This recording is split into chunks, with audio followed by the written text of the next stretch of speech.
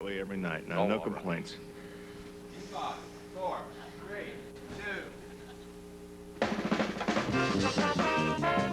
Tonight, almost live and nearly from Hollywood, it's America Tonight. 30 minutes of big-time TV on the UBS network, broadcasting from the heart of the Quad City area of El Tacoma, El Galuna, El Pio, and the city of merchandise, with Susan Walchuk, who can really kill a song by dancing, Ernest Muldoon, who can really kill a song by singing, and Dr. Carl Cyrus, who can kill 5 minutes with some very scientific things.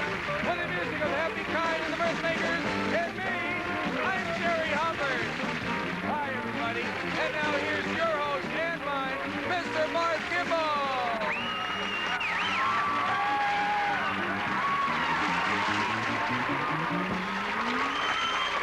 Thank you.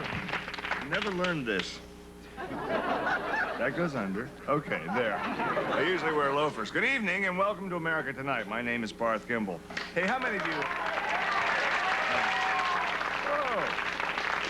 Thank you. I wonder how many of you read this, there was a little article, this in the LA Times, about the prostitutes on Hollywood Boulevard.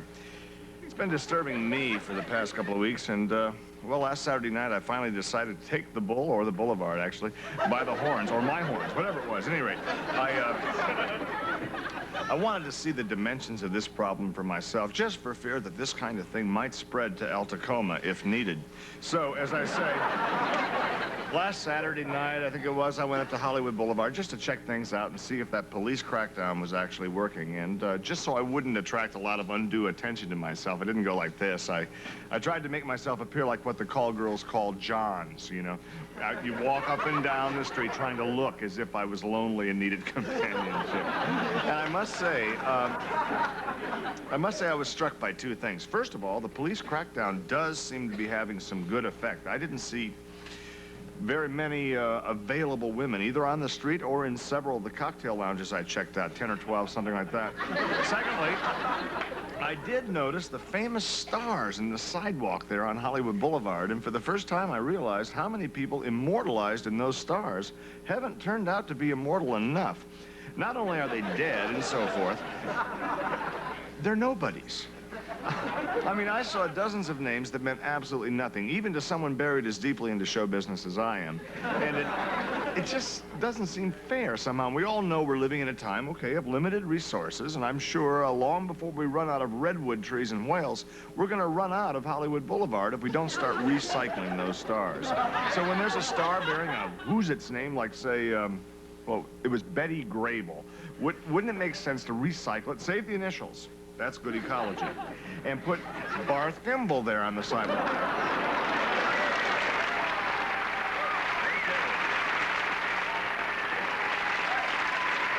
Anyway, I'm gonna look into this, and hopefully before the prostitutes are back on the street in full force, the boulevard will have the class of some names that even the girls can recognize. And maybe we won't have to go through this idiotic business of seeing my ID before taking a personal check in this area. First of all, here's Jerry Hubbard. Why don't you sing?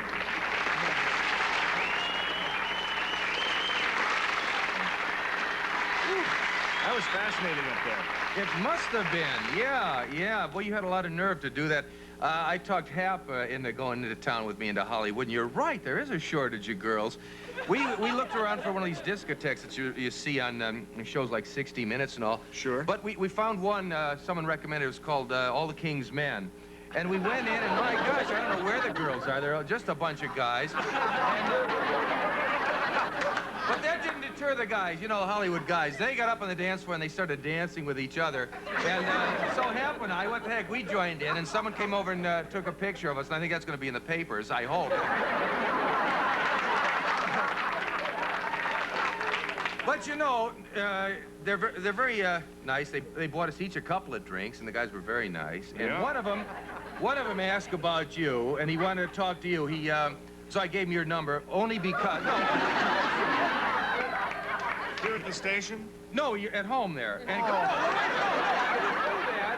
But he's interested in show business, so it's better than give a number to some stranger who's, you know, out of the business entirely. And he wouldn't give me his name. His friend kept saying they call him Mary, and but I don't know. He'll identify himself when he calls you, though.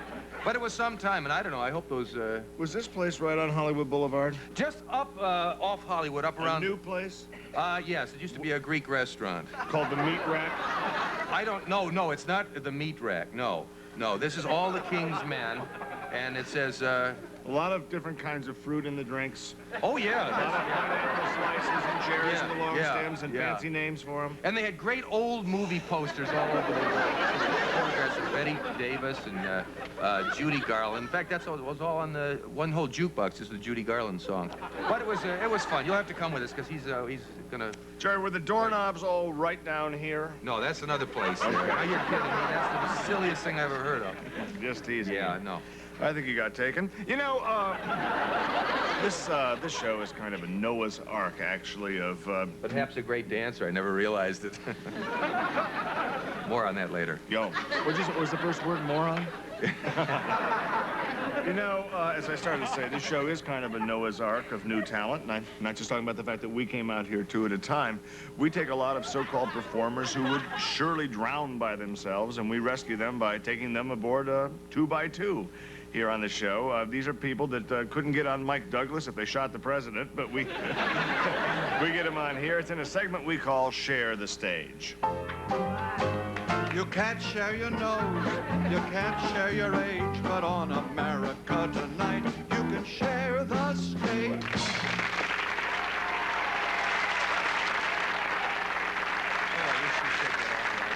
I know. A lot of people are always asking, how does Happy write these little songs that he puts in the show? And the answer is pencil.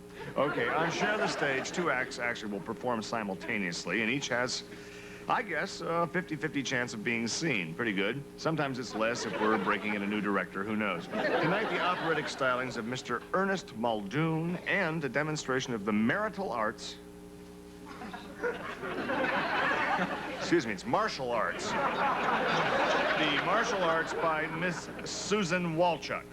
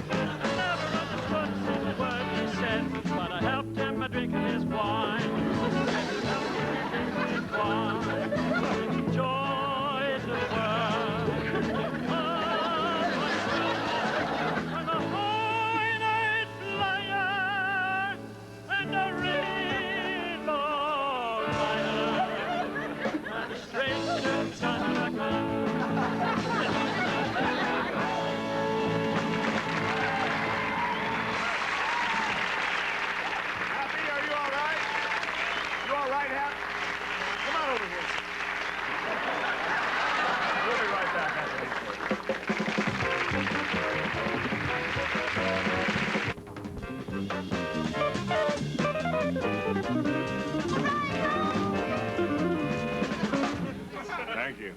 We're back. You may not have noticed yet, but Happy Kine is trying out yet another hairpiece. No, unfortunately, it's his old hairpiece, and I'm afraid I'm the one responsible for the condition it's in.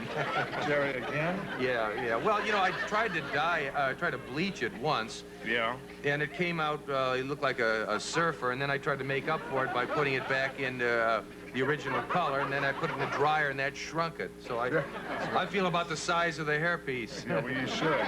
Jerry, those things are not supposed to be thrown in the dryer. It says, can I see something for a second? It says right on the label, right here, it says harmless to plumbing, and under that, see what it says? Yeah. Do not put in dryer, drip dry only. I know, but who knows it's not human hair, for heaven's sake. Me halfway in it. Well, look at it this way, Hap. I've got blood on my hand. Was that from the inside of your hair? Are you bleeding? I don't know, I think when you grab me, you should file your nails, you know. Oh, that's probably cool. Look at it this way. It's shrunk a little bit. You haven't really lost a hairpiece. You've gained a potholder and a good place to keep it. Speaking of gains, once again, we've gained a new sponsor here on America Tonight, and that's good news, because a new sponsor means we're just that much closer to being able to pay our guests. So, here's Jerry with a message from Jean's House of Cakes. Hello, friends. Have you just lost a loved one? Well, cheer up, because you have a friend in Jean. Of Jean's House of Cakes, famous for personalized cakes for all occasions. Gene knows that funerals always come at a bad time when relatives are visiting and you're down one helper, hopefully no more than one. So why not let us do the cooking with one of Gene's special après funeral cakes? The surviving relatives will love this somber and delicious licorice icing. It is, yes. Gray is just right for a funeral.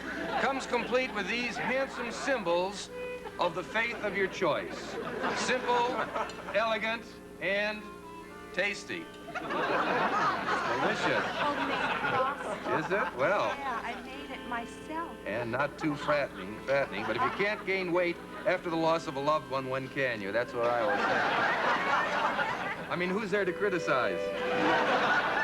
And tasty, yet. For the deceased with a sense of humor, why not try something with a lighter touch? Like this, so long, it's been good to know you up.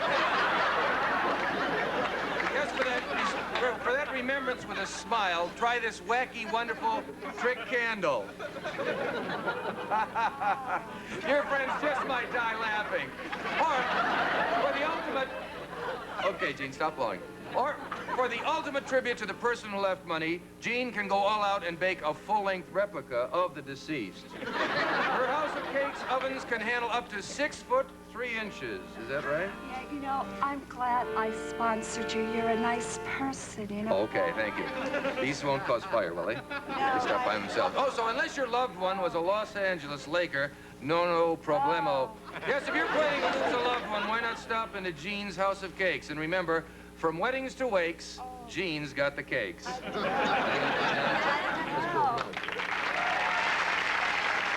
if that's not enough, here's another commercial. Stay with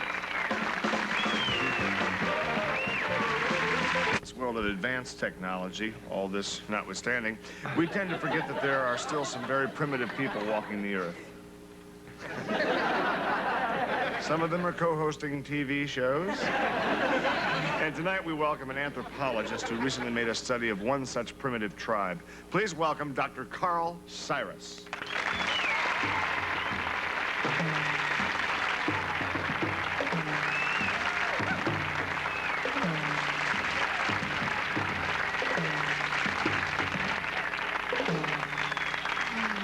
Make yourself at home. After all your travels, it must be nice to sit in an old couch again. Dr. Cyrus, your discovery is considered to be a major breakthrough in finding the missing link we hear so much about.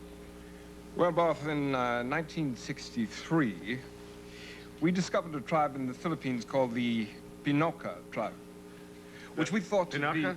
No. That's Binoca. Yes.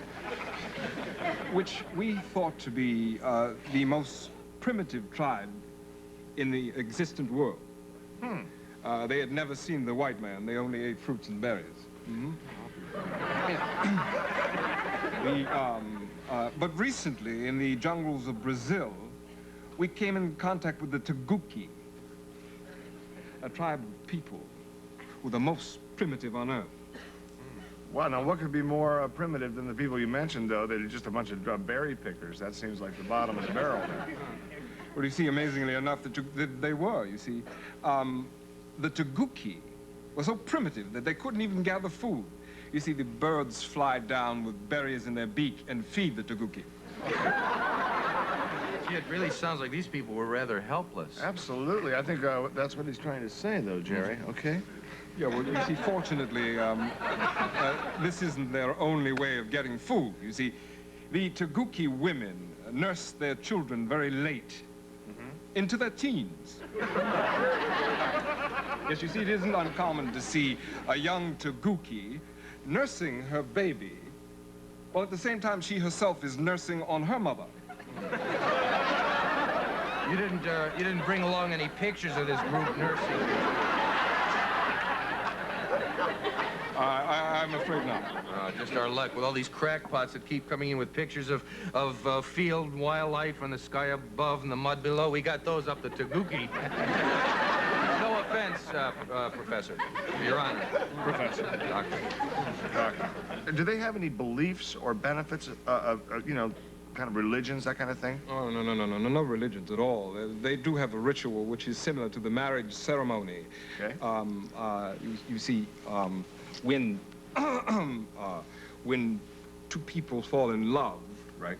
the crowd gathers around to watch the consummation of the relationship. I know what it means. You see, You were the one I had to tell, but I it know, didn't I thought involve soup. well, then, you see, when the ceremony is over, the tribe kills the bride. Well, then, so in other words, the married women never have children. That's right. Only the unmarried women have children. You see, but sex is allowed to all the members, with any of the other members. Okay. But you see, sex only occurs during a solar eclipse.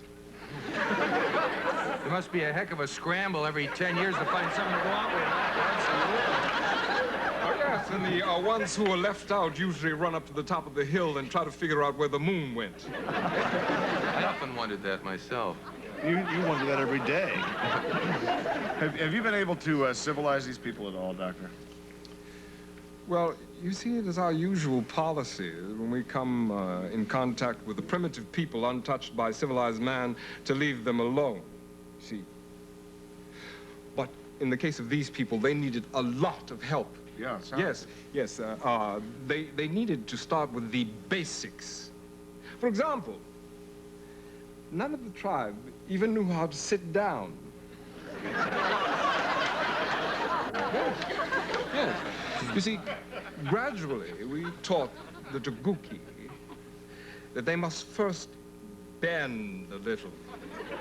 Yeah. And then they got into a squat. And finally, they touched down with a full-out sit. Then we, of course, had to teach them how to stand up. Sure. Boy, these people make Jerry sound smart.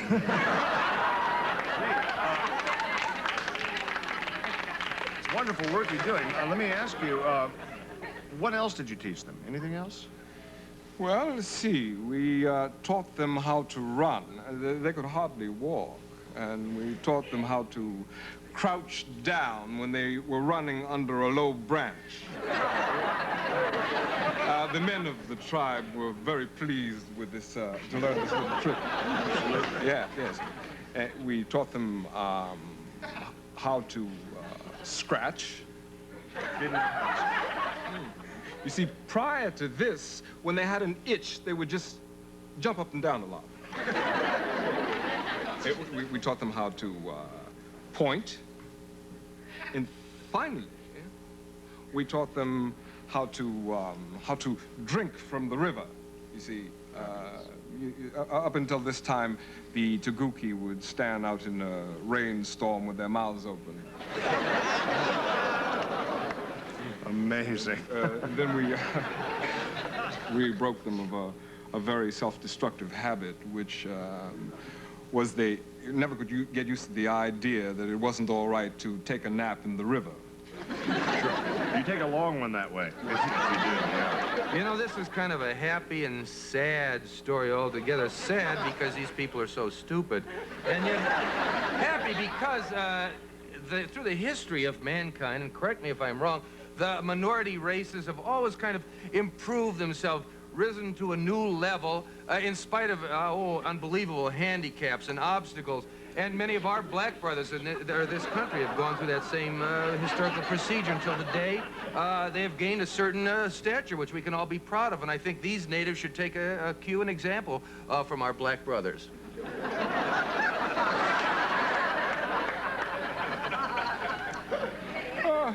I'm afraid you're jumping to a conclusion, Mr. Hubbard. The Taguki are a white tribe.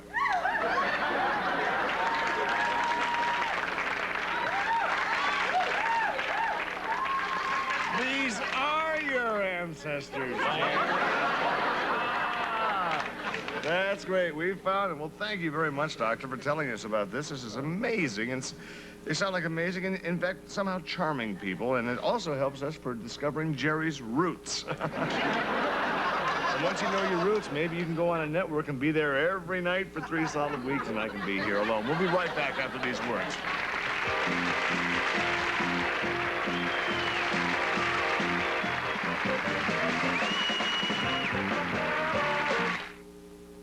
I wanted to give Armour.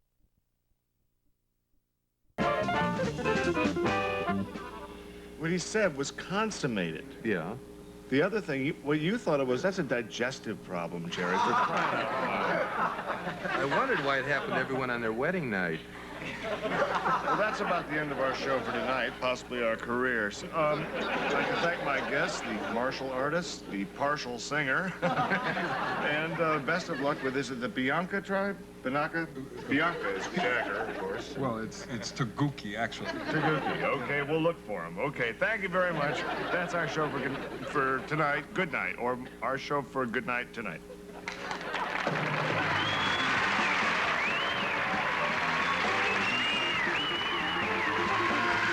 On tonight's show will receive a gift certificate from the El Tijo Jewelry Exchange, where their motto is, thousands of stones, some of them precious.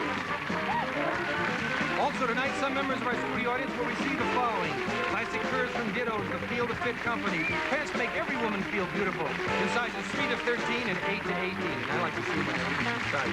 And Lillian Vernon's catalog gift certificate. Jewelry, gifts, decor, personalized items, and things from practical to whimsical. Furnished by Lillian Vernon. And improved Sergeant Sentry 4 collars. Protect against flea festation and tick festation. Sergeant Sentry 4 collars. Those itchy dogs and cats. Thursday at 8 p.m., watch for the repeat of the explosive conclusion of The Bastard. Chapter 2, Philip's half-brother comes to America to seek revenge. And next, Take Her, She's Mine. John Robertson as Ernest Muldoon, Gene Ford as Gene, and J.A. Preston as Dr. Carl Cyrus.